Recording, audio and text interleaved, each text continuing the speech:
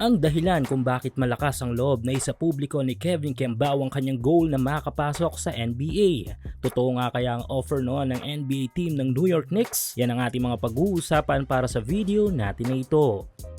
Sa paglipas ng panahon ay patuloy nga ang paangat na development ng ating basketball scene sa bansa. Siyempre kasabay ng pagangat na yan ay ang pagangat din ng development ng ating mga Pinoy ballers, lalo na ang ating mga young players. Try to imagine kung gaano kahusay sa laro ang mga kabataan ngayon. Kung dati ay sobrang bihira lang ang mga nagdadunk ng mga kabataang Pinoy basketball players, ngayon ay halos lahat na. Malaking impluensya din kasi sa atin ng mga banyaga kung saan ay nagmula ang sports na ito, kung saan ay ina-adapt na ng ating mga young players. At ngayon ay merong isa sa ating mga mahusay na mga young Pinoy hoopers ang tinatapatan ng spotlight dahil nga sa galing nito sa laro, at lahat ay nakasubaybay sa kanyang next move as a pro basketball player. Ito nga ay walang iba kundi ang UAAP back-to-back MVP na si Kevin Kembao. Isa na marahil si KQ sa mga pinakamagagaling nating mga malalaro mula sa kolehiyo, dahil maliban sa pagiging angat ng laruan sa Philippine College Basketball ay sobrang dami ng experience na nakuha nito sa international stage of basketball. Mula sa pagsama sa team representative natin sa Dubai kung saan ay 3 legit NBA caliber player lang naman ang nakasama niya sa Strong Group Athletics, ay parte din ito ng 4-year program ni Coach Tim Cone sa ating national team na maganda ngayon ang itinatakbo. Sa kabila nga ng murang edad nito ay talaga namang maraming na-achieve si KQ sa kanyang career as a player, kaya next move nito kung saan ay tutungo as a pro ay mas marami pang nakaabang. Base sa post ni KQ sa kanyang official Instagram account ay ang napiling pathway nito patungong pro ay ang KBL ng Korea, kung saan ay pumirma ito ng kontrata sa team ng Goyang Sonoy Sky Gunners. Wise din na desisyon ito para sa kampo ni Kembao, dahil bukod sa maganda at malawak na development ay mataas din ang sahod sa KBL. Kaya naman panalong-panalo ito sa paglalaro niya sa Korea. Pero sa post na ito ni KQ ay may isang part ng caption na talaga namang pinag-usapan online. Ito nga yung pagbanggit nito sa kanyang goal, ang makapasok sa NBA. Well, maraming nagtaas kilay sa goal na ito ni KQ. May ilang binatikos ito na kesyo ganyan, kesyo ganito, pero mas marami namang sumuporta. Yes, mahirap na makapasok sa NBA. Pero syempre, goal o dream ito ng ating young player na may tangan na husay. Kaya ayos na ayos lang yon, hindi ba? Tingin ko wala namang masama doon. Pero kung lalaliman natin ang ating isipan ukol sa post na ito ni Kembao, ay papasok ang tanong na may dahilan kaya kung bakit na-post ito ni KQ? Well, sabi nga nila kung may usok ay posibleng may sunog. Kaya bakit nga ba isa sa publiko ni KQ ang NBA goal niya na ito kung walang dahilan? Last February, kasagsagan na magandang ipinapakita ni KQ sa team ng Strong Group Athletics para sa Dubai, ay maraming update ang lumabas ukol sa mga kupunang may interest dito. Ito nga yung national team ng UAE at ang isang NBA team, ang kupunan ng New York Knicks. Yes, kaso since legacy ang habol ni KQ para sa kanyang college team ay wala siyang tinanggap sa mga ito, kaya malaki ang posibilidad na nananatili ang interest na yon ng New York Knicks sa ating kababayan, kung kaya't kasama pa rin ang NBA sa goal nito, kung sana ay anytime ay papwede siyang bigyan ng tsansa ng New York Knicks sa kanilang bakuran.